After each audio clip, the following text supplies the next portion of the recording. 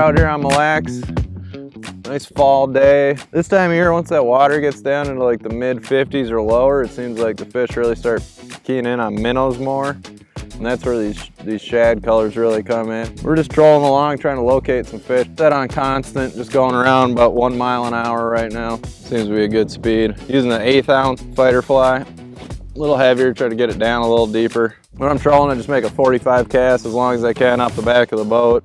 And just basically do nothing, fish, and just hold it dead steady and keep the boat moving along at a nice pace, and that jig just kind of glides right over the bottom.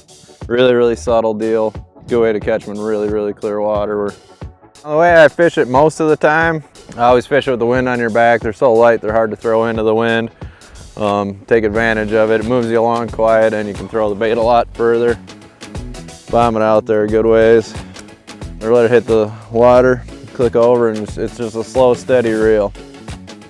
You know, when I'm fishing it, I just keep it at a real steady pace. And if I do get one to come up behind it where I can see it, I'll just like I never stop it. I slowly slow that reel down and just kind of let him run into the back of the bait.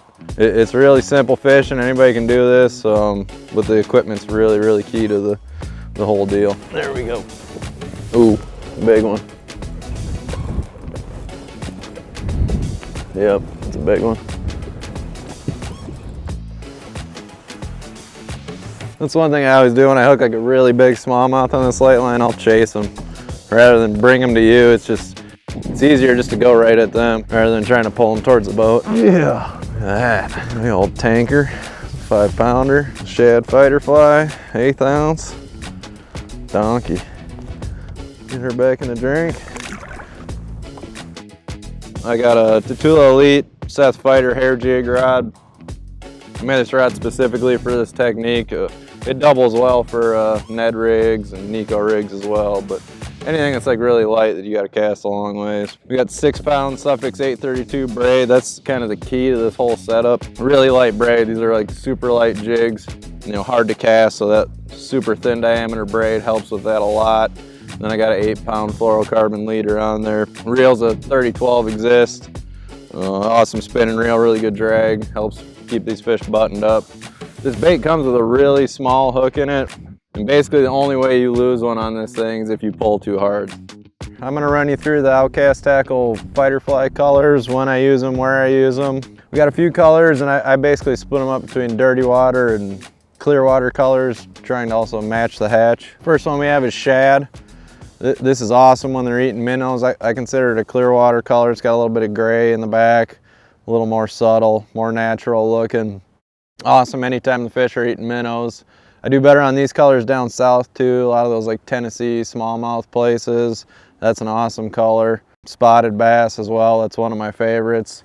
Now on the same token, if they are eating minnows and the water does have a little coloring, I'll go to the straight white. Still represents a minnow, but stands out a little more with all that bright white on there. Awesome color when they're eating minnows. Back to clear water, black is it's one of my favorites. A lot of people think you know, like a black blue jig is like a dirty water color, but just straight black it's a really subtle color, and it looks awesome in clear water when the fish are eating leeches, or you got some kind of bug hatch going on. That's one of the best colors, hands down, in super clear water.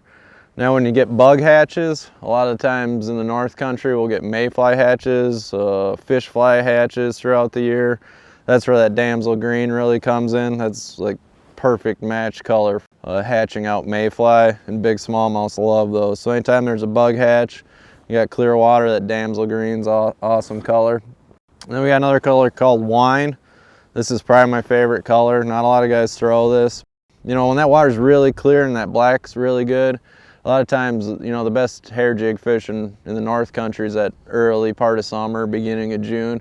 We start to get some warm weather. We start getting some algae blooms. That water gets a little green. You get a lot of those little chunks floating around in there. That's where this color really shines. That's the rundown for the colors. All of them catch fish, there's no doubt about it, but if you use the, you know, kind of match what they're eating and the water clarity, you'll have a lot better success with it. Check them out.